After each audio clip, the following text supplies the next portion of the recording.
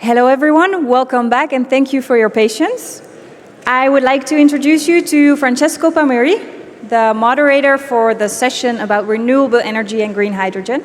And we will start with the panel about renewable energy. Hello, thank you.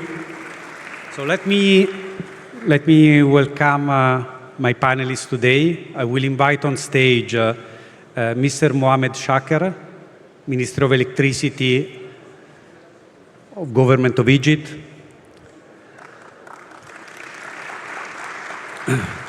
The Director General for Energy at the European Commission, Ms. Ditte Juul Jørgensen.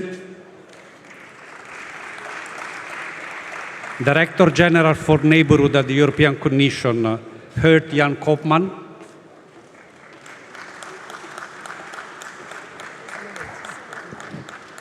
John Karydas, CEO of Copelouzos Group. Loïc Jaegert, Regional Director, North Africa Engie.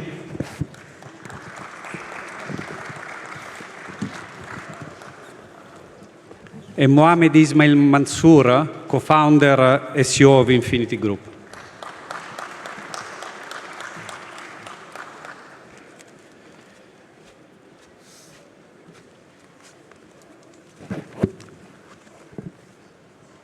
So, thank you for being today with us, discussing renewable energy and the prospect of this technology in Egypt. I will start with the Director General for Energy.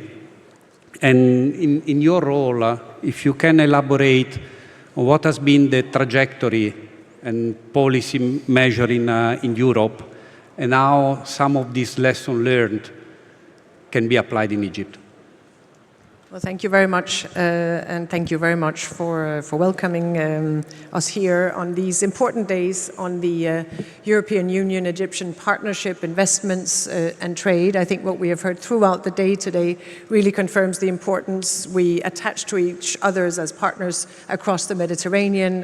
As our President said, we really are one, sharing the Mediterranean and sharing a path ahead, a road ahead of even closer cooperation, investments and trade, including very much in the field of energy. And the fact that over these 2 days, deals have been signed, as our President announced earlier today, deals have been signed for more than 40 billion euro. And I understand that about half of that, if not more, is in the field of energy. So I think that speaks for itself in terms of the importance of our partnership in the field of green energy in particular. So where we are in the European Union is we have seen a very rapid development in the deployment of renewable energy over these past years, including as part of our crisis response. We've been going through an energy crisis, and we have decided to accelerate the energy transition to respond to that, to get access to cleaner and lower cost energy. So a significant increase in the deployment of renewable energy across the European Union, primarily wind and solar, and that has given cheaper energy to our consumers, households and businesses. It has given more energy security, and it has reduced our dependence on, in particular, the imports of Russian fossil fuels, which has been a significant driver in the crisis. Now, in terms of the lessons learned from what we are going through, how we are approaching the energy crisis or the energy transition, and how we have attracted and increased the deployment of energy, attracted investments to make that happen. Just a few lessons learned to share here. The first one is that we have set ourselves a very clear pathway, a clear trajectory. We have put in place targets, and we have put in place a clear regulatory framework for how to achieve the targets, which helps give the certainty to investors that they need. They know what is the direction we're taking, they know where we aim to be in 2030 and beyond, and they know what is the regulatory framework within which they are operating for the investments into renewables. As part of that regulatory framework, we have done everything we can to accelerate the process that leads to the investments into renewable energy, most notably in relation to permitting, which typically is a bottleneck and a delaying factor. We have also updated our electricity market design, and I know, Minister Jaegert, you have also been working on your electricity market design. We have been exchanging on that to make sure that it is as well adapted, as conducive as possible to investments into renewable energy, and so a number of regulatory measures to help make it happen. And then the last thing I will point to is, of course, we need significant levels of investments. In the European Union alone, we need about 650 billion euros worth of investments annually in the energy sector to reach our targets. It's clear that all of that cannot come from the public sector. We need private investments. We need a close cooperation with the private sector. We in the public sector can help de-risking both by the regulatory framework, by the clear direction, and by using the appropriate financial instruments. The EIB is here today, the EBRD is here today, and they have been helping to facilitate and de-risk a number of the investments that are needed. And that brings me back to our partnership, the European Union-Egyptian partnership, where I think a lot of what we have been preparing for ourselves, what we have been putting in place, including for investments and de-risking and the clear regulatory framework, those are things we can do together in partnership. And Minister Jaegert, that is one of the reasons that we have a very, very close cooperation across the Mediterranean between the European Union and Egypt. Thank you, Ditte. Your Excellency, Dr. Jaegert. So we saw Egypt setting a very ambitious target for renewable. Can you tell us a little bit more about your plans? Thank you for having me with you in this session. Actually, for several years, Egyptian electricity sector has started its transition to low-carbon electricity sources. Let me go briefly tell you what has been done during the last couple of years. Actually, we have our own energy strategy. It's an integrated sustainable energy strategy for the year 2030, by which actually we're allocating about, we're considering actually in our energy mix to have 42% by renewable energy by the year 2030. Currently, we are reviewing this now, and we are producing in updating the strategy, and hopefully that this will be published within 2-3 months at most. Actually, we are looking for reaching a figure of 58% by the year 2040. This the reason why, because of that, actually, there is a lot of technologies happening, and there is also demand, whether it is for green hydrogen, for instance, or for decarbonized sorts of fuel and this sort of thing. As I said, it is in a couple of months' time, this will be published for public. Actually, Egypt is rich in its renewable energy. We, theoretically speaking, we can have up till 347 gigawatt of wind energy. And this requires perhaps 173,000 kilometers square, and it is there. And the same applies for the solar. We are talking about something in the order of 647 gigawatts solar, and this requires perhaps 13,000 kilometers square. Out of this has been, we have identified so far 41,000 kilometers in order to cater for 153 gigawatt of wind and 121 gigawatt of solar. I'm saying this because actually I wanted to show that there is a big chance for the investment in the renewables, and we are really going to the far end of it, inshallah. Since 2014, we took into consideration that we're going to have a large capacity of renewables, so we start even to improve the quality and the capacity of our transmission network. Actually, during these years, since 2014 up till now, we spent over 116 billion Egyptian pounds just for the upgrading the transmission network for this. And by the way, we are ready actually now. Currently, we have the maximum or the installed capacity, something in the order of 57 gigawatt. all in all. I mean, it's not only renewables, it's everything, but we actually are capable to cater with what we have now to even a large capacity. So all the investors who like to come and invest in here, I can say that it's we are ready with the transmission network without any further development for that. A package of legislations have been produced by the Ministry of Electricity to encourage private sector participation. For instance, if I give you very quickly the incentives for the investment in renewable energy, we have long-term contracts for 25 years. We have a bankable power shares agreements. We have availability of information concerning solar atlas and wind available for all investors. We did lots of studies, and I mean, we can make it available for everybody. Sovereign guarantees issued by the Ministry of Finance, environmental impact assessment studies available. Investors in renewable energy enjoy low rates of taxes. Custom duties now for all imported components is 2%. Not 5% like before, and the value at tax, the VAT, is becoming now 5% instead of 14%, mainly for all the components related to the renewable energy. Finally, I just want to mention as well that normally we have a maximum limit for the tip height of the turbines was not exceeding 150 meters, but I could manage actually to get approvals from even the president to raise it up till 220 meter in order to make it much more inviting to go and invest in this direction. I just would like to finish with this now to give my chance for others. So please. Thank you, Your Excellency. Definitely, let's say, through the presentation, you demonstrated that there is a clear case for renewable to grow in Egypt. I would like to ask to the Director General Koopman, what are the specific measures that in the context of the strategic partnership the EU make available to support investment?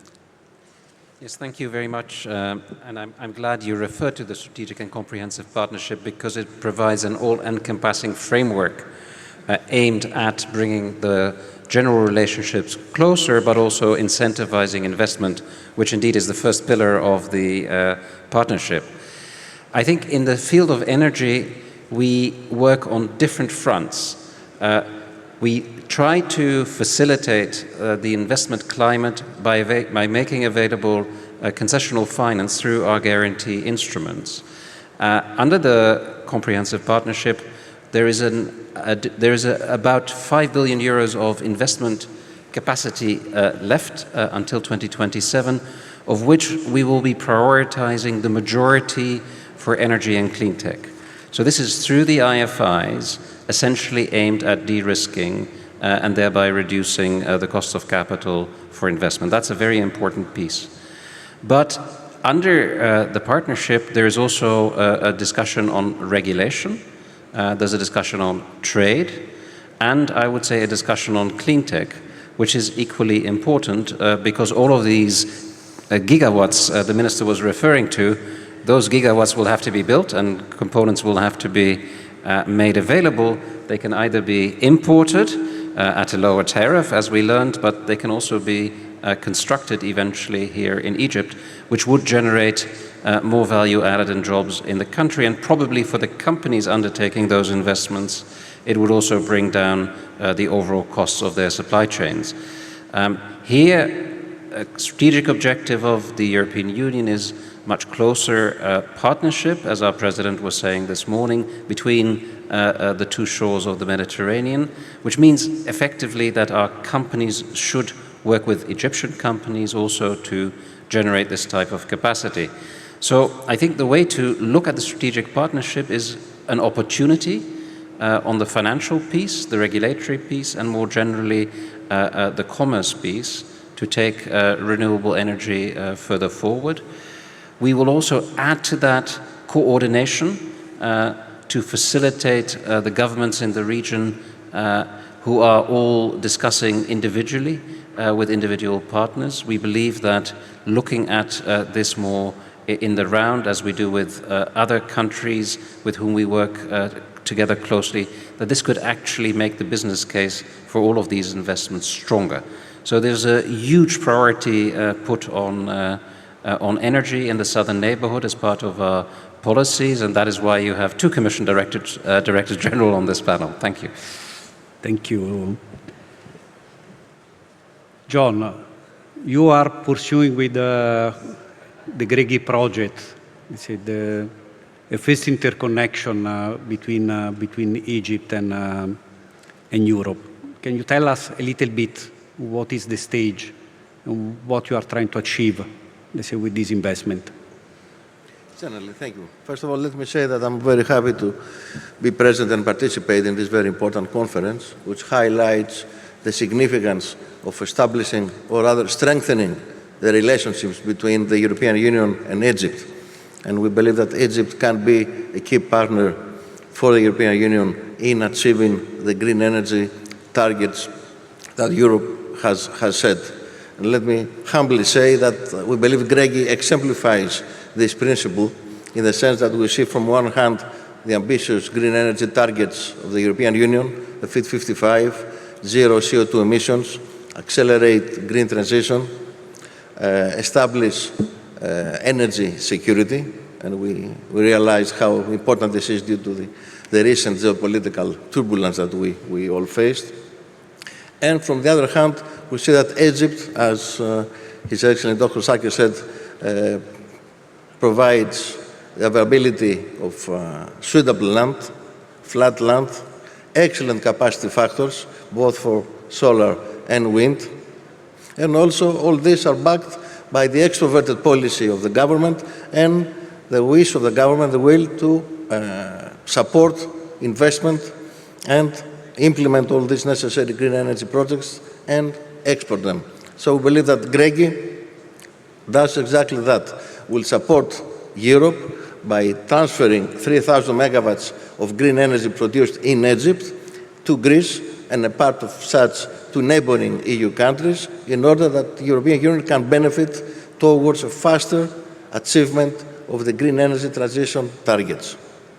And let me also say that you understand that such 3,000 megawatts of green energy to Europe can address the scarcity of land that exists today in Europe for achieving the green energy targets.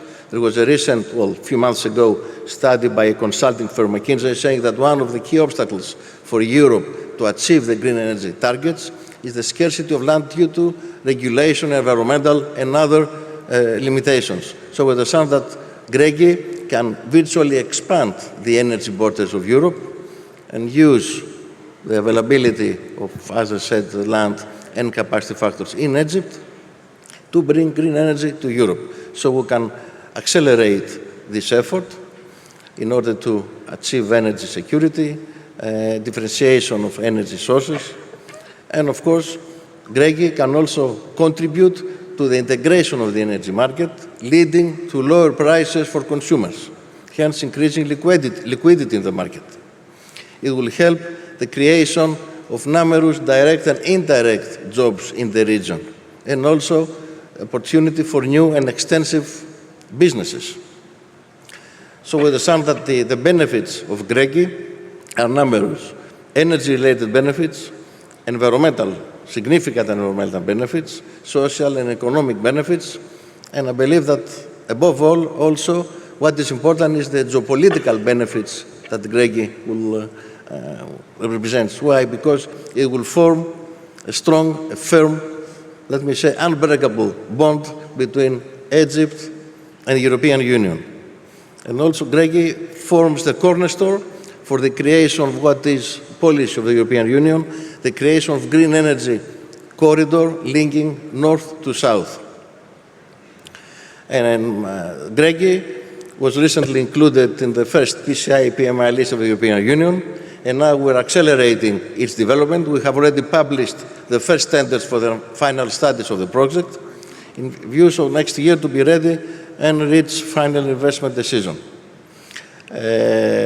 GREGY was envisaged by the founder of Copelouzos Group almost 16 years ago, and now market has proven the significance of such an international interconnection, and Egypt is a perfect candidate, perfect partner for the reason I have explained, and also due to its proximity to Greece, which is part of the European Union. And our group develops, besides GREGY, a complementary project, which is the development of a portfolio of wind and solar of a capacity up to 9.5 gigawatts in the country in order to produce green energy and feed in the cable in order to send such green energy to Europe. And it's important because, speaking of interconnection and green energy in Egypt, the profile of the energy that will be transferred to Europe due to the utilization of the cable will almost approach base load profile, which will help tremendously with the system stability in Europe. So I believe in a nutshell that GREGY is a perfect example of why Egypt is a key partner to the European Union and why the relationship must be strengthened in order to gain and reach a win-win situation for all stakeholders, both Egypt, Greece, because the first landing point of GREGY is Greece, and of course, the European Union. Thank you, John. Thank you. I think it's an amazing project, and as a European, I would only dream to have to consume green electron produced here in Egypt, in my house in Italy. We are sure that in a few years you will be in a position to do that. Okay. Now, let's move to Engie. Loïc, you are say, one of the biggest players in the renewable space. What is your strategy for Egypt? And based on your experience, how is differently dealing in Egypt versus other countries? First, thank you very much for the invitation and this great event. Yes, Engie has a long history here in Egypt. We have been here since 1859. Engie is former GDF Suez, Gaz de France Suez. So you see now the link with Egypt. Engie's main objective is to tackle energy transition and achieve carbon neutrality by 2045, not only for us, but for all our customers worldwide. And we are, of course, an international player in 40 countries in the world. We are 100,000 transition makers involved in renewables with an objective of 50 gigawatt worldwide by 2025. We are also in networks, gas networks, transmission lines, in energy solutions, in desalination, in storage, and of course in green H2 and ammoniac. So you see the clear advantage of Engie is to be on the entire value chain, production, infrastructure, retail and services. And it's a first answer to your question, to adopt a systemic approach. Here in Egypt, we are operating many projects in renewables, in wind energy. We are leading the way in terms of independent power production with our partners, Orascom and Toyota. We align closely with the objective of the government to reach 42% of green energy by 2030 in the energy mix. So since late 2019, in partnership with Orascom and Toyota, we've been operating Ras Ghareb Gulf of Suez 1, the first private and largest wind farm in Egypt with a capacity of 262 megawatts. We are also working on the Gulf of Suez 2 project set to be commissioned in 2025. This will be the largest or one of the largest wind farms in Africa. In Egypt, also in Africa, with a capacity of 650 megawatts.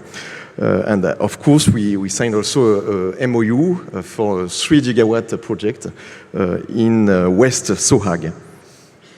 And of course, we are also involved in desalination. Egypt has a big desalination program, and we are pre-qualified with Hassan Alam on this program. So the big recipe to be successful in Egypt is really joining forces with all our partners.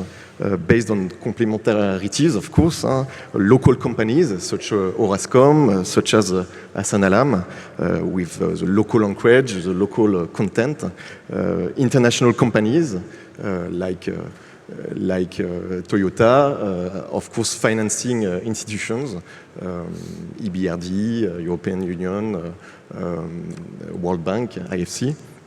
And in joining forces, we try to propose the best innovative solutions for projects benefiting both local communities and industries, industrial ecosystems, with large-scale projects, with best technologies, combining strengths on renewables, but also on the other bricks.